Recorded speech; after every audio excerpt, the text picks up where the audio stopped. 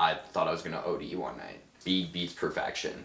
I think that's why most people actually end up not succeeding in life, because they... I almost don't know how.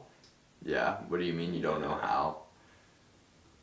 I think it's pretty silly, to be honest. Fair. Not posting content consistently is, it doesn't make sense to me. Damn it. I hate to call you out like that, but I mean... Comes in my studio and does me like that. I respect it. If you do want to really have those like benefits, have your doors opened, have like really take yourself to that next level, then I think it's a smart decision to make. That's a good way to do it. Just figure out what you want out of life, and don't let anyone tell you what you should or shouldn't be doing. As long as you know what you want out of life and you know what you need to do to get there, then everything else is just garbage noise. Max, dude, before we dive into it, I just want to kind of express my gratitude for you being here today. I know you got a lot of things you got to do, and a busy man with a busy schedule, so I really appreciate you being here, brother. Thank you very much. Yeah, man, no, I appreciate you having me on. I am quite busy myself, but I mean, I like making time for things like this. It's important. You can't really show yourself on a 30-second reel, you know? No. And that's why I'm like really trying to dive into the longer form YouTube and whatnot, so it's perfect timing when you're like, yo, hop on my podcast, and I'm like, yeah, dude, let's rock it. I love it. It lines up perfect. Yeah, so man. With that being said, let's kind of take back to your transition leaving high school, like great, 16, 17, to kind of what that was like for you, and we can kind of start from there. Yeah, like getting out of high school?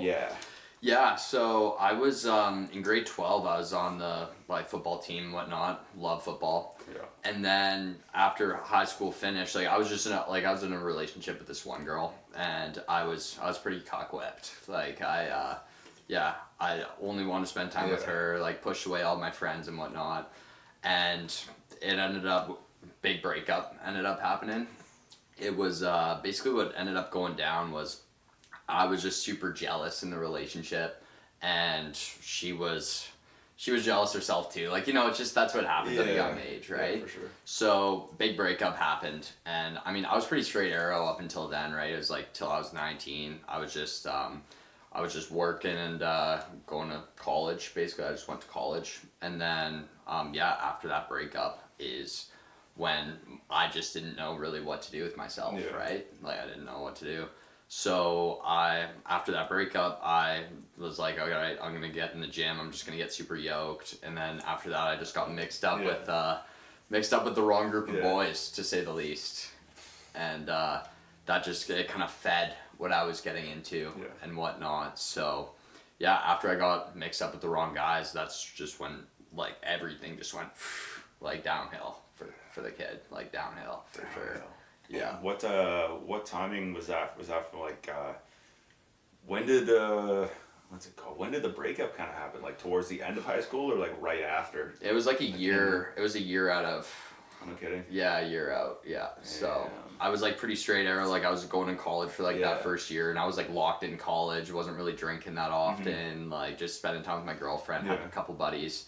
And then breakup happened, and then that's just when everything just exploded, dude. Yeah. It's the worst time too. Yeah, honestly, dude. Honestly. Man. Yeah. That's crazy. But I'm extremely grateful for it. I really believe everything happens for a reason. And if, say I didn't break up with her, or even say I did and I didn't go down that rough path, I know for a fact I would not be where I'm at right now. It really built me into the person that I am today. Awesome. So. Well, let's talk about that. Let's talk about who you kind of became. So, because at that time it sounds like 19 years old, so that was a few years ago, right? Yeah. Early 20s? You're 22? Yeah, 22, yeah. Jeez, unreal, dude. So a lot of people have a hard time taking inspiration from younger people. I don't, because it's almost, I look at myself at that age and I go, geez. And then I go, I know how hard working full days for weeks on end, months on end can be. And then to see people younger than me doing it is almost, it pushes us, or at least people, because I'm 29. Yeah. So it pushes people from in that 20s to 30s to be oh, I gotta step up. Because it almost, at least for me, because I'm competitive, which can be a problem and a good thing, right? But the problem where I run into with the good things are with the competitiveness is I'll see it and I'm oh, they're catching up. Yeah. It's all these young guns are catching up to us. Yeah. Oh no, I gotta work harder because Max is working hard. Yeah. So I'm like, damn, he's busy grinding on it. Oh, okay. I'm like, or if I feel like crap, I see you working, I'm like, oh no. It's like, I gotta pick it up. So do you maybe feel like that because you're not actually putting in like your 100% that like your I think full at potential? times, yeah, I think at times it does happen where I think the biggest thing was, because it's not the case now, but that was definitely the case, I'd say uh, about 2 years ago. So I worked at this housing co-op for 2 years, and the last year was just, yeah, it was definitely one of those where I was like, I'd be like upset at people like you Yeah. for working hard and like pushing yourself, and Interesting. because it was, I'm not doing that myself. Yeah. And Yeah. that's kind of the answer to your question of like, ooh. Whereas like I don't feel it now because I'm like, okay, I'm working, I'm studying, I'm training, I'm doing all these things, so I don't have time to think about like feeling sad or time to like feel like crap. But definitely had that moment where I was like, man, money's okay, it could be better. Life's okay, could be better. And then I found that okay attitude took away from a lot of the other things that you could be experiencing. Like, just side note before we go back to this is like relationship is better now than it was where we were living for that time period, because it was now like I'm just bitter about things that I see, and then that rubs off, and now she's bitter because she's around me, Yeah. and then I'm around her and she's bitter, but now I'm pissed off that she's bitter because how dare she be in a bad mood, or how dare my friends like do these things or behave this way. And it's like, wait, that's my problem, not theirs. That's where it got bad. And then that's when I pulled trigger. That's when I started working for myself. That's when I pushed everything. That's when I was like, okay, we're moving to Kelowna after X amount of time, got work here, and was like, okay, we can do more podcasts with like cooler people, do all these things, and it's slowly starting to see itself out, which is good. Yeah. It's good now. So Yeah. Was it like nice. was it a flip? Like, was it like a 360 flip, or like over about just a like month. Yeah, a month. About a month where it like shifted, and it was to the point where my parents were like, we like talking to you now. You were like always mad, but you don't realize it when you're in it, right? Because if you did, you'd fix it. Yeah. Right, because we're men, we fix things. So it's like, yeah, I imagine you being in that stage of like, oh man, like you didn't, if you would have known that's how it was, you would have done something about it.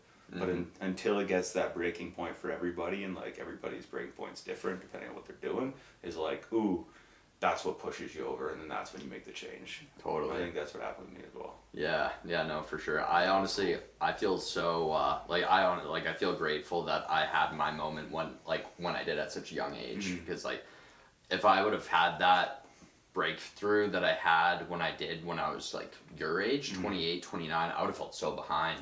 Yeah. And I already do still feel so behind because I'm like putting myself in rooms with like so successful people that have had like years on me, where I'm like pushing myself hard to like be in their shoes, like I'm trying to like get to like their level, and I'm mad at myself that I'm not at their level, even though I'm 7 months into this, right? I love it.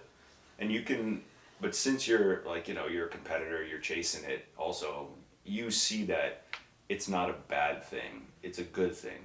If you're feeling like crap, it can be a bad thing, which is where like, the positions were, at least for me. But then, yeah, you see it in a good way. Now you're like, oh, I'm chasing this. Like, let's go. Yeah. And as long as I find you don't get in like a negative comparative analysis with people, then it's, we're all different. So it's tough for me to be like, oh, Mark's doing this, and I'm doing it. It's like, that's not good for anybody. Yeah. Right? Because then there's a bit of resentment that comes in, and then that's, it's just not positive. No, total. I've never honestly felt that before. Good. Yeah, I always, even throughout my whole entire life, I've always just loved seeing other people win. Like, I've never felt like envious or jealous towards other people when they're doing better than me or they're succeeding. Like, I'm always hyped when someone wins, and that's one of my biggest pet peeves, is when someone is just secretly hoping other people lose. Dude, it's or they're bad. preying on downfalls. It's brutal. It's terrible, and you can sense when people are doing that though. Oh yeah. Oh yeah. Like it's definitely, it was definitely. It's funny you say the switch, because now, man, you got me thinking. This is great, because you got me thinking of like, because I did have that experience, but it wasn't so much like I'm rooting against you. It's more just, I'm like angry at myself for not being able to accomplish it right now. Or not like, oh, not some, yeah, it wasn't positive though. Yeah. It wasn't to the extreme that like it could be, but yeah, it worked out. But yeah, definitely not like that now, and definitely not like that for a while, which is awesome.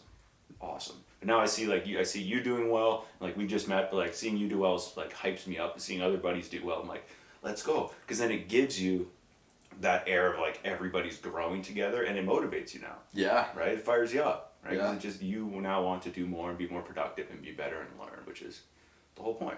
Totally. It's a growth thing. So moving forward a bit, then, I'm curious, dude. Do you like quit alcohol then after? Like the phase, or? Yeah, so I, like, when I decided I was gonna go sober, I was like, I knew that I had I guess you could say problem, but I also knew that when I was ready to actually take my life serious, that wouldn't have an issue with cutting the alcohol out. So once I made that decision, then I'm like, okay, like I'm locking in. Oh, no kidding. Yeah, I'm staying sober. Full tilt. Full tilt. Full tilt. Man. Yeah. At 20? 21? 21. Yeah, 21. Yeah. Yeah. Jeez. Mm-hmm. Was there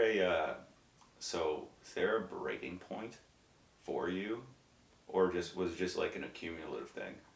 For like the deciding to go sober. Yeah. It was definitely accumulated. Sorry.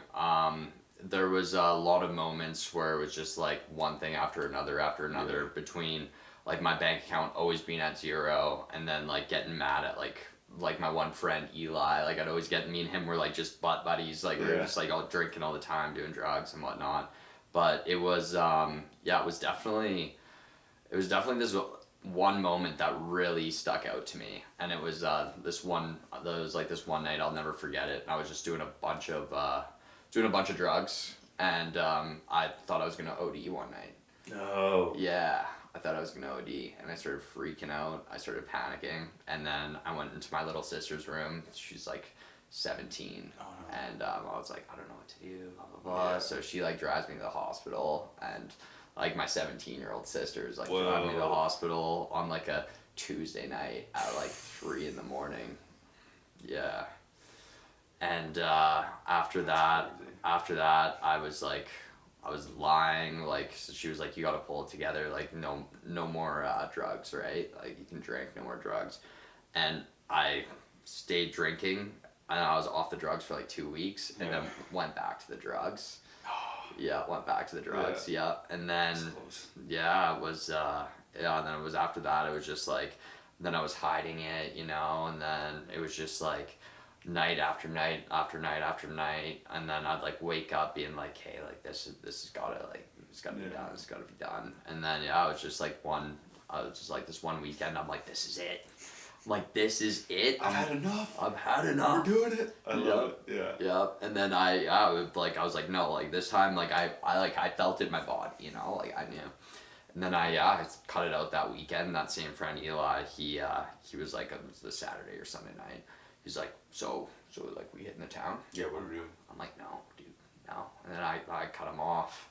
And just locked in. Nice. Yeah. How long ago was that? That was in March. March. Oh, no kidding. Yeah. Oh wow, and then you just full tilt from there. Full tilt. Jeez, what was your day-to-day before that? Before that, yeah, I was working at the bar 4 days a week. Okay. And I would I'd wake up probably 2 p.m, and then oh goodness, yeah, like anywhere from 1 to 2, and then I would just eat some food, and then so I'd probably hit the gym like once a week. Yeah. I'd say once or twice a week, and then get up, and then I'd just like go drink. And then I'd always pregame before my bartending shifts, for sure. Yeah. Always. Jeez. Yeah. Yeah, and I guess if you're in, I never thought about this too, but I guess if you're in that scene and you're working or you're in that lifestyle, it's hard to, I can only imagine it's not the easiest thing to escape. Yeah. Yeah, especially because it was fun. you know. Oh yeah, I can imagine. It was fun. Dude, I bet. Like, it was just getting drunk like all the time, and then Yeah. like after the shifts, like we'd go up and like play PS5 like upstairs, like till like 4 in the morning, like with like my Yeah. boss and stuff like that. Like it was a good time. Yeah, like it was fun. Yeah, and it's like you got girls coming in, just like giving them free shots and stuff too, and it's like it's a lifestyle that everyone that I was like surrounded with in my life was very like they were invested in it, they were in it and whatnot, and then I was just like I need to exit out of that, right? Sounds like you had like one big thing and then another like big thing, then like a big reminder, and you're just like, I can't. Yeah. Keep going. Yeah, totally. So then after that, and when you decided to, remove some people, like imagine change jobs and stuff, I'd imagine. Yeah, that's a funny story actually. I'm here for it. Yeah. That's what we're here for. I love it. So this is a part of like the whole like I was sober for like 3 weeks before this, and I was still working at the bar. Yeah. And all the bartenders were like they were chill with me being sober, but they'd always just like still ask like how much longer. Yeah. How much? You throw their jabs. Yeah, totally, right? No. And then I was just kind of annoyed by that, honestly. Yeah, rightfully so. Yeah, and then because I like I've had genuine conversations with them, telling them I want to just like stop drinking, and then my favorite bartender, his name was Mace, and he's a great guy, great guy. Yeah, shout out Mace. I love it. Yeah. Yeah, and basically he got fired, and I found out that there was like this bar meeting, and I found out, and I was choked, like I was mad, and I was like, that was one of the guys that like I really respected, and got fired. So I ended up I saw it as an opportunity where I'm like, okay, well if he just got fired, I was a bar back, so I was like, I've been hustling here for the last like almost a year. I want to become a bartender. Talk to my boss. Nope. He basically like shot me down. He's like, nope. He's like, what's in this drink? What's in that drink? Then I froze up because I haven't been trained, right? And then I was just like, well, you know what? My time here is done. My time here is done. And then it was like this huge scene. Like it was like screaming, this and that. Like it was I was rattled. Ended up quitting, and then that was when things was really great for me. After that, it was like it was a scary week after that. Oh, I can imagine. Like what does my life even look like right now, right? So What'd you do in that week? Like take us through that. Did you have like a reflective process, or did you like just I was trying to just pull it back together, honestly, just kind of figure some stuff out. I wanted to get into running. Nice. Yeah, I've always loved running. Yeah. So I started running. Hold on, because people like my audience will know this. Dude, I running's so stupid. Like dude, it's like you love it. Oh yeah. That's what I want to know. I want to get into it. Like why? Dude, it's awesome, man. It's absolutely awesome. Like you just get to run. Like like. I do know. I'm skeptical, because I'm curious. I'm like why? Like what is it with running? I just have beef with running. That's all. It's a me thing. Yeah. Why is that? Well, so my friend and I were training. It happened when my friend and I decided to say like, F it, we're gonna run a marathon. And then when we started training for it, the whole joke was that like everybody took it seriously who I knew, and when everybody found out we were running a marathon, everybody was like wishing us luck, and I was like, and they were all runners, but the running community where it's from only ran like halves and 30Ks, and they were like giving us a bunch of advice on how to do diet and our nutrition going up, and we were all like, oh, this is awesome. And then I'd be like, oh, like what marathon did you run? Like assuming they like, they're giving advice, you'd assume. And they all just said no. The most we ran is like 24, 25. We did a half, and I was like, oh, so you have no experience doing what we're about to do. And then we're like, but all you do is post Strava stuff.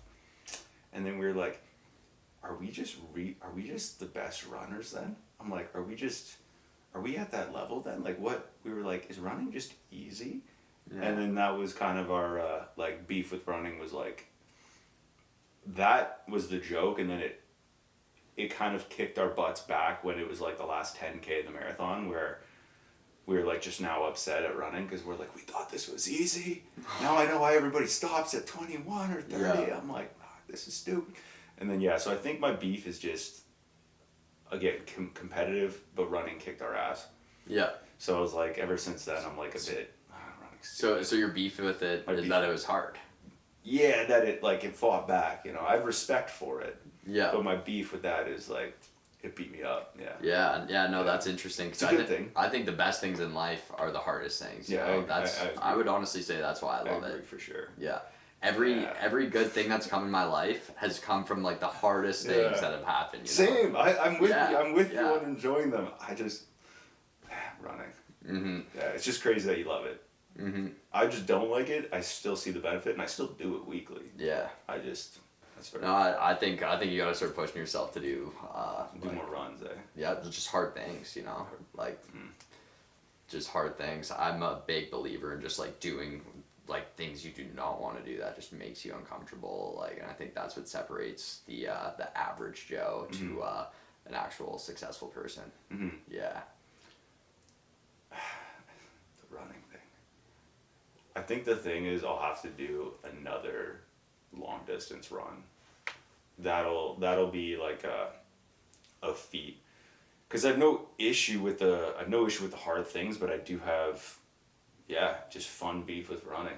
Yeah. I'll do it. I'll run every week, and I'm just like, as I'm running, I'm like, this is dumb.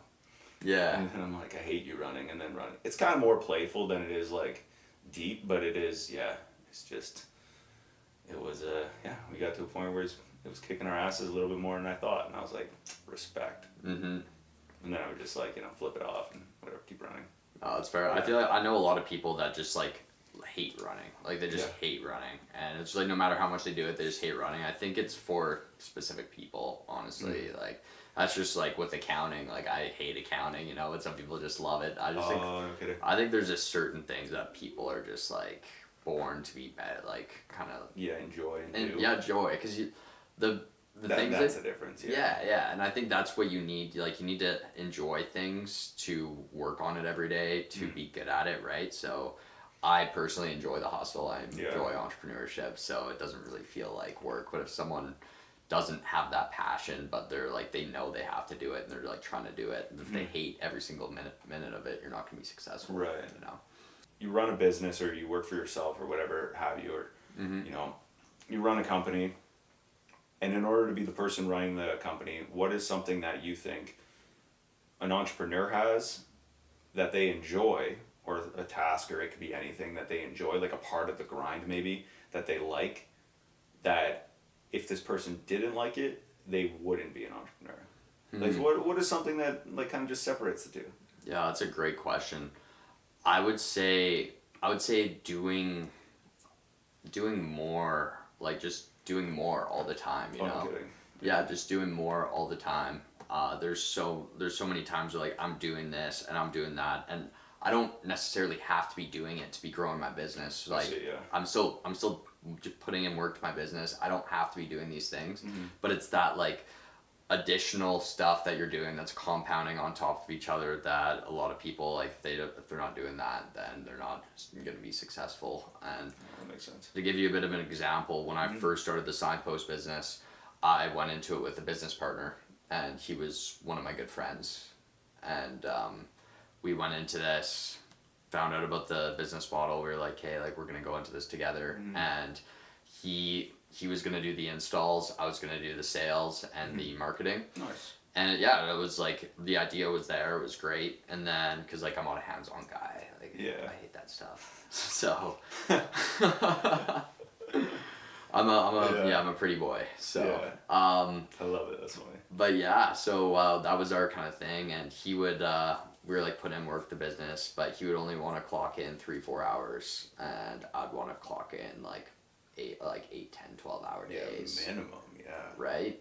And jeez, that's where it's tough. Like he knew that us building posts and him doing the installs was that's doing the business, right? But there was no growing the business, because there wasn't doing all that like extra little things that it's just like It's that necessary. you don't need. Yeah, it's necessary, but on the like outsider's point of view, you don't need to be doing them, right? Right. So I would say that's the Interesting. yeah. I like that.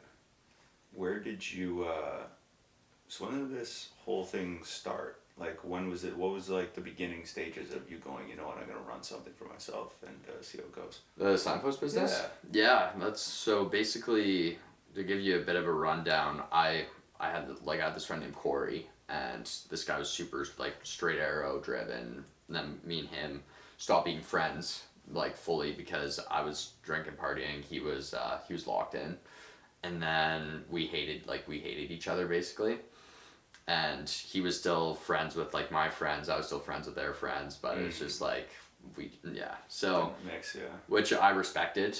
I always kind of did respect it because I knew that like what I was doing was not great. But anyways, yeah, we ran into each other at the gym like a week after I like went sober and whatnot, and we reconnected, rekindled, and I was working out at the time. And then Corey got me into posting fitness content. So No kidding, nice. yeah, that's what I started off with, was the fitness content.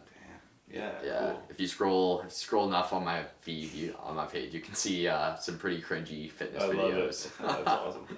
But yeah, and then after that, basically Corey was working for this one lady long time ago in this real estate office, and she started the signpost business back in 2020, sorry, COVID. Yeah. And scaled it out to around 4K a month. And then she was like, she's like, I got so much to do with real estate right now. Like, things are just way too chaotic. She's like, I'm going to sell the business to Corey. So the contract agreement was like 0% equity until 50% was paid off, with $40,000 agreement, and then $20,000 paid off, and then whatnot, and then it keeps on kind of going up from there. So Corey was like, sure. So he took on the signpost business. He was like, all right, I'm gonna just do the sales marketing, and then I'm just gonna get some guy with a truck to do the installs. Beauty. Yeah, right. And he did that, but the guy that he got on to do that, terrible job. He did just a terrible job, man. Yeah, like wasn't showing up to jobs, like posts falling on the ground. Like they lost their whole entire, like more than half their clientele. Business got ran to the ground, dude. Yikes. Yeah, That's so not good. yeah, I basically, those posts were just sitting there for 4 years at Corey's house. Yeah. And then Corey bought a liquor store out in Cold Lake, Alberta. Yeah. And he was like, I need to get these posts off my property. So he's like calling that lady, because he didn't own the post, right? He didn't pay off enough to have equity. So he's like calling this lady. And then she was finally going to pick up the post on Thursday. And then I found out about this on Tuesday. And then light bulbs kind of went off in my head. I'm like, why am I not running this business? This is like such a lucrative business, super niche, right? So I ended up having a meeting with that Tracy lady. She tried pitching me on the same contract that she had for Corey, but it made no sense because the business was like ran to the ground and had a terrible reputation and whatnot. So I pitched her for $5,000 for the posts and not the business. She said no. 2 days later, she was like, called me up and she was like, yeah, sure, Let's go. let's go. That's awesome. So then business was acquired, and then that's when I stepped in. No kidding. Yeah. Oh wow, dude, that's exciting. Yeah. That's scary, but that's cool. I knew nothing about nothing. Nothing going about into it, nothing, man. I didn't even know that I wanted to start a business, man. Like, no kidding. yeah, I didn't know how hard entrepreneurship was. I thought it was gonna be easy. Like I knew nothing. Jeez, what was the most, once you got started and once you got the contracts and stuff, what was the most difficult kind of thing to learn? It was definitely organization. Oh, yeah. Organization, yep. Yeah. And that's something I'm still working on, and I'm getting obviously a lot better at, but just having those systems in place and whatnot, so important. And when you're just clustered, everything's all over the place, this and that, it really just piles onto each other, and then next thing you know, you just get bent like really badly. So I was just so stressed out all the time, just because I was like getting messages from realtors, getting emails from realtors, like this and that, like little problems in the business that I didn't even know were a thing, right? So Yeah. I would just say, yeah, the organization part, you get those systems intact right off the rip, you stay on top of that organization, and your life is so much easier. No kidding. Yeah. Did you, like, how'd you end up getting over that? Like, figuring that out, or at least getting it to a point where, like, it was manageable? Yeah, no, it took time. It took time. Yeah. And that was just something that I just had to, like, figure out and learn as I kind of went. Mm. But I mean, that's why I value coaching so much, and I Oh, just yeah. think coaching is the best thing ever, because when you get a coach for something specifically that you want to do, then you don't have to deal with like all of that like stress that I had to go through, you know. Mm-hmm. So that's why I've really like I started investing in coaching and whatnot. It's been like the best like decision that I've ever made no kidding. in my life. Yeah, Yeah. for sure. It's like it's awesome. It's Yeah. absolutely awesome. Tell me about that. What was that like? Like when you first started getting getting a mentor, getting in coaching? Yeah, well, I knew that I wanted to be a coach myself, Right. but I didn't know how to, right? And I didn't feel like I was ready to and whatnot. Yeah. I didn't, but I mean, I didn't feel ready to buy the business, you Yeah. know? Like, when does anyone feel ready for anything? Never. Yeah. Never. Yeah. So, I jumped in 2 feet, and it was a lot of money, like it was. But I mean, the certainty, the growth that I've had since then and whatnot, it's really like it shaped me into from being this like little boy that's just like starting a signpost business into like what I feel like to be like a man that's influencing other people on go. social media. I love it. Yeah. How'd you kind of pick who was coaching you or that whole process? Yeah, I was looking for a long time. Yeah. I was looking for a long time, and because there's a lot of coaches out there, right, on Instagram and whatnot. There's a lot, and there's a lot of sketchy people out there, Yeah. and like a lot of people who say they're not as they are, right? Yeah, So too good to be trues. yeah, Yeah. yeah, selling the vision, not Yeah, and it Yeah. all looks great, and I'm like, I don't know. Mm-hmm. Yeah, so I was looking for a long time. Then there's this one guy that like kind of caught my eye, and then I was like keep my eye on him, kind of watch more, and then I was like, yeah, this is what I'm looking for. I just knew what I was looking for, and then I found what I was looking for, and then I was just Nice. like, yeah, there we go. No kidding. Yeah. Oh, that's cool. What is something that like having a coach has kind of taught you? Like, what was the most impactful thing you think that maybe even an aha moment of like, oh, Yeah. that makes sense? Speed beats perfection. That's one thing that really stuck with me.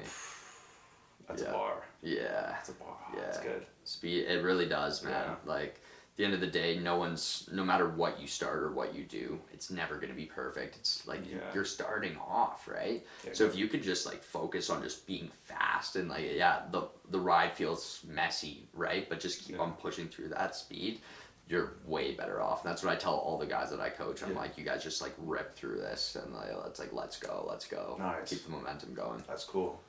How'd you kind of implement that into what you're doing? With the business, yeah, it was more of just like figuring out like my vision of what I really wanted, right? And I found that out from reading this one book called Think and Grow Rich. I'm sure you've heard of it. Yeah, Napoleon Hill. Yeah. Where he talks a lot in the book about how much money you want to be making at what specific time, and then find out what you're gonna do to get there, right? And then work towards that. Yeah. So I figured out, okay, like this is what I wanna make, and this is what I'm gonna do to get there. And then it's just like when I'm planning out my days at the end of the night, I always need to make sure that I'm moving the needle, right? I need to make sure I'm moving the needle. So when I'm planning out my days, it's just like, hey, I have to do this. Out of everything that I have to do, what's moving the needle? Yeah, what moves the needle? Yeah, and if something's not moving the needle, I gotta add in something there that moves the needle. I like that. Yeah. That's a great way to implement it, dude. Mm-hmm. Wow, nice. What is something that you believe is probably the most important skill a young entrepreneur, like somebody in their like, you know, early 20s, even teens, whatever, at any point of their life, if we want, get into entrepreneurship? What is one skill you think they should have before they kind of pull the trigger? Yeah, so I mean, speaking from skill, I don't think anyone really has to have a specific skill before they get into entrepreneurship, because everyone comes from anything, Everywhere, right? yeah. Everywhere, right? I think it's really, people need to learn how to pull the trigger, and they need to find something that they are somewhat passionate about, and then they need to realize, okay, like this is proven to be lucrative. People are making money from it. If people are making a lot of money from that business model, then there's no reason why you can't. So it's just picking that one thing and not like closing your mind off to everything else, picking that one thing and then not quitting. Yeah. That's really Seeing it through. Seeing it through. Yeah. Even though you can grind, not see any results, if you know that you're at least moving the needle a little bit every single day, then there's no reason why you can't succeed. And you can, man, that's great. That's great advice. Yeah, because you can like you can apply that to anything and everything. Yeah. You can apply that to like content. You can apply that to business. You can apply that to media. Like the podcast. Like, okay, what am I doing every day to push it? Now I'm like, oh no, there's one day. Now you got me thinking about that. Yeah. Interesting. Yeah. Oh, that's good. That's really cool. Yeah. No, I think that's why. I think that's why most people actually end up not succeeding in life, because they think this is better, that's better. They want to throw their eggs in a bunch of different baskets and whatnot. So you're just mediocre at a bunch of different things, right? Yeah. Yeah. That makes sense. Yeah. So what do you like the most about working for you? And like running the business, doing all the stuff, going all over the place, and all the workload. What's your favorite thing? What's my favorite thing? Yeah. Like, I honestly, man, like I hate taking orders from other people. Like I absolutely hate it. Like I'm such like a freedom guy. That's why I came on here. You asked me if there's anything that you shouldn't ask me or whatnot. Yeah. No, dude. It's like hit me with everything, man. I love it. Yeah. Yeah, because I got nothing to hide, and I really enjoy the fact of like saying what you want to and doing as you please, right? And the doing as you please part, you can't do that when you're working for some boss, right? And I've just been like my whole life, I didn't know entrepreneurship, you could have such freedom. And I just thought that you always have to like take orders from bosses. So now that I've like felt like this freedom that I have, those 12-hour days that I'm putting, sometimes 14-hour days, they make it worth it so much, because I'm like, I'm doing this, like this is on my willpower. I don't have some 40-year-old dude telling me what to do, Yeah. What I find is interesting for me, taking what you just said, is because like all our lives are different. Mine's completely different from yours, stuff like that. But there's like good common similarities. But the thing that I found is as soon as I like got over the hump or whatever it was to like pull trigger and was like, you know what, this is like, I'm gonna do this, I'm gonna go full rip and then run the construction business until we moved out here, was if I can do that, I can now just open the business up again elsewhere, or be able to do it again back in Sudbury if necessary, because it was a career and skill move for me as much as it was like an adventure move, because I want to scratch the adventure itch and move out here, and I also wanted to like advance career, and it was very difficult to advance certain aspects of the career because I want to build like buildings, but in order to get you have to work for a union, and then you have to like, they put you through the ringer of things, and the ability to develop isn't as quick and fast paced, whereas I've noticed it be here. Yeah. Which is everything just moves a bit quicker, and it's a bit further ahead in certain aspects, and I'm like, oh, this is interesting. Did you feel Sudbury was just really holding you back? Like there's just not much going on out there, and you couldn't get your full potential, really? Yeah, 100%. And I think, I don't know what exactly it was, but I definitely think for the most part, it was a matter of just every time I tried to do something, felt like, okay, we could push this, how far we push it, it's like, okay, well, how do we branch out doing this? I'm like, oh, well, like, I'll use the podcast, for example.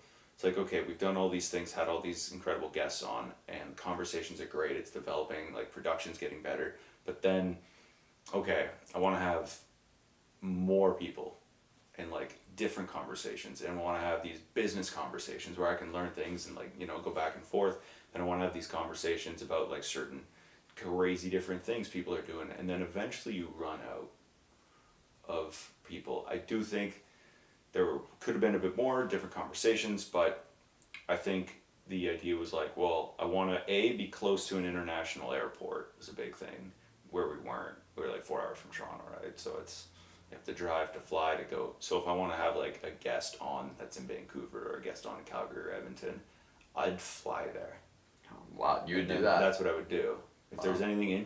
anyone interesting, like I have a buddy in Edmonton I'm going to see in a few weeks coming on the show, so I'm flying there to train, and yeah, train and then go and then have the show, like have him on the show, which would be crazy. So it's like, oh, if there's cool people in Vancouver, I'm gonna go there. Cool people in Kelowna, here, great, right? Yeah. And then be able to pack up the setup and go. I think that's super cool. Whereas in Sudbury, it only really goes to like Ottawa, Toronto every now and then, but it's a bit more expensive for certain flights and it's not that convenient. And then you're pigeonholed to just go to Toronto. Yeah. Whereas like I can go to like a bunch of different cities around, Totally. like BC and Alberta from here. So yeah, that's just kind of that lifestyle and just change. Yeah. And No. change and then advance like career. Like Where skills did as you? well. Were you born there? Damn, and Yeah, you're bro. just leaving the hometown now. I lived in Ottawa for 4 years for school. Yeah. Okay. Yeah, so I Okay. did thankfully get that. But then the problem I ran into is as soon as I like moved to Ottawa, I was like, oh, this is sick. I want to do this again. And then we moved back to Sudbury for work, and then was like, I need to move again eventually. Yeah. And when she finished school, we were like, she's like, yeah, I'm ready. I'm like, great, let's go. See ya. And then Nice. packed up some stuff. Was like, let's scratch the adventure itch. And then we'd been to the mountains a few different times, and we're like, it's really cool. And then I did a bunch of research on places and what had certain work that I was like, I need to learn how to like build from the ground up. And I'm working on like a commercial construction site as a carpenter, and I like have Red Seals working with me and stuff like that. Whereas in Sudbury, it was like I was looking for kind of that, but it's tough because you can only build into a certain point, and then the rest is like it's snow and the ground freezes. Yeah. Right, so it's like, okay, well, I need to learn how to build this, and I need to work. But then there's only small companies or mines. Mm-hmm. There's not that much commercial development, and so here it was like applying to places, and it was like we're now starting the hotel build. I think I was telling you on the walk-in to the building, it was like the hotel next to the airport that's kind of going to be attached. Is like there was nothing but survey points in the ground, and then we're just building. Okay. So I get to learn how to do a bunch of different things and kind of add to the skill set, which is also like skill wise and career wise the goal. And then if and when we want to go back, or if there's an like option to kind of restart or re-up the business here, then I would take it. Okay. Yeah. I'm just curious. Where do you see yourself in the next 10 years? It's a good question. Oh, definitely kids, running business for myself, like building houses. Yeah. Okay. Because I was doing a bunch of small stuff. Like I would do small like I would renovate basements. I would like do like small rooms. Like you have 2 rooms in a house. You need one wall demoed for one big room. Stuff like that. But it was never like ground up buildings. Okay. Yeah, and that's the idea for myself. That's cool, man. Yeah. That's really cool. So because I did business for myself for about a year, and I was like, I could pull this off. Yeah. Yeah, I could do this. I don't think it could be in Sudbury though, just because, like I was saying, the ground, Yeah. stuff like that. So Well, it's just the ground. It's just your hometown, man. Like you just got you got to get out. And there's a lot of cities in Canada where it's hard to really grow something bigger than yourself. In like that. Yeah. You could look at it from an outsider's point of view and be like, okay, well, you can really outgrow anything. Yeah. But I don't know. You just gotta get out. You gotta get out sometimes. You know? do, man. Yeah. And to that question too, I'm thinking when it comes to like big picture like that, looking around and going, okay, well, what's here, what's there, with family out here. And yeah, the thing with the hometown is you're often pigeonholed with a reputation people have made from 10 years ago. Mm-hmm. And I felt that a lot, where like you go in and it's like, oh, I remember you from. It's like, well, you don't, because that person's not me anymore. Yeah. But the whole like reputation perceives you, but now you walk into a room of somebody who might have known you 6 years ago, and they're like, oh, what's up, Max here? And you're like, different person, right? But it's like you might have changed, but they haven't. So then that kind of changes the expectation you now have, and then it's certain, it's not as, and I feel it also limits you a bit in terms of, at least for a little bit, was like my own thinking of maybe how I thought of myself as well, whereas like, well, these people are going to see it, they're going to see that kid, like bit more judgment, and then, well, getting over it's fine as long as you do. But then once I got to Once I got over it, it was good. But at that point, I was like, yeah, there's people I know from this time. Everybody knows everybody, and that's what some people really like. It's just not what I like. Yeah. So it's cool knowing good people and like interesting people and stuff like that, and who like I am now. But it was like the whole reason I started the show was like I wanted to make better friends, as well as like that was the selfish reason. But the whole other idea was just serving like others who are in maybe a certain situation, like underdog stories. Totally. Yeah. Totally. That's sweet, man. That's really cool. So that was the whole backtrack, to that 10-year question. No, that's sweet, man. That's sweet. I'm just curious. So you're not making content right now, are you? Like I know personal brand stuff, not for no, but for podcast, yeah. Can I ask why not personal brand? I don't know. This might sound silly. I almost don't know how, and I just don't think I've wrapped my brain around what mine is. Yeah. What do you mean you don't know how? I don't know. Like I understand post videos, but I don't know how to almost mold, like just showcase it, I guess. Yeah. Like there's something in between of like, I guess the figuring out what that is and then showing it. Mm-hmm. I understand the showing part, right? But it's the figuring out what that is before I show it. Totally. Which is also why I was like, ooh, Max has his head wrapped around this subject. Yeah. That's like what you said is very common. Yeah. A lot of people say the same things, and I think it's pretty silly, to be honest. Fair. Especially with yourself too, man. Like you have a wicked story. Like you have a crazy dude. story, dude, and you're doing a disservice by actually like not telling that story on social media. Yeah, and on top of that too, it opens so many doors, right? Where I think anyone that is truly trying to be successful and they actually want to reap the true rewards of that success, not posting content consistently is it doesn't make sense to me. Damn it. I hate to call you out like that, but I mean, comes in my studio, first episode in Kelowna, and does me like that. I respect it. I mean, I gotta respect it for sure. That's yeah. Well, you saying that, and then my reaction, and then me going, oh no, it does sound silly. Duh, damn it. And then you saying that, and like, oh shit. And then back to what you said earlier, 10 minutes ago, of everything happens for a reason. I'm like, he's supposed to tell me this. Crap. It's like, oh, I know where he's going. Oh no. Oh. Yeah. Let me right into that one. Yeah, I was like, he set me up. I love it, dude. Oh, that's awesome, man. I appreciate that. Thank you. I definitely, yeah. I'm curious. What, in your opinion, is a personal brand?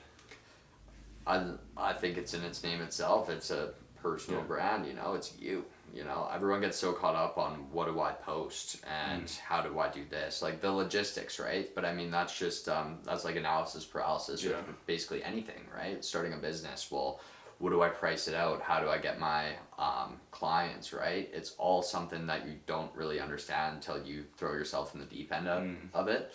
And I think that's just coming up with some like disciplines, right? Like I know some guys that they're like, I'm just gonna post every day. I don't care what I talk about. No kidding. Oh yeah. That's like who I did my first ever podcast with, Chris. Yeah.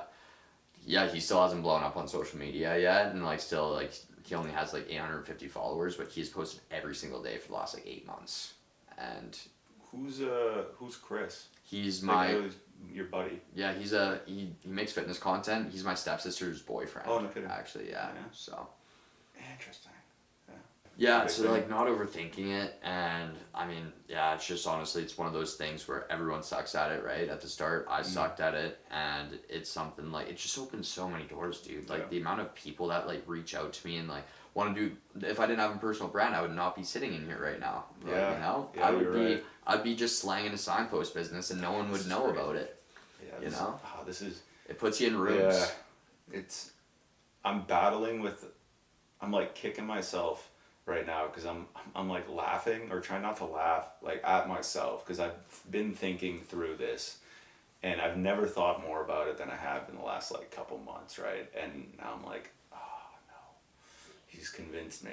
And now Max is gonna know that whether I do something about it or not. So he's gonna know exactly. He's gonna be like, he's gonna see the videos and be like, ah, there he is. Yeah. There he is. There he is. Let's go. It's like, well done.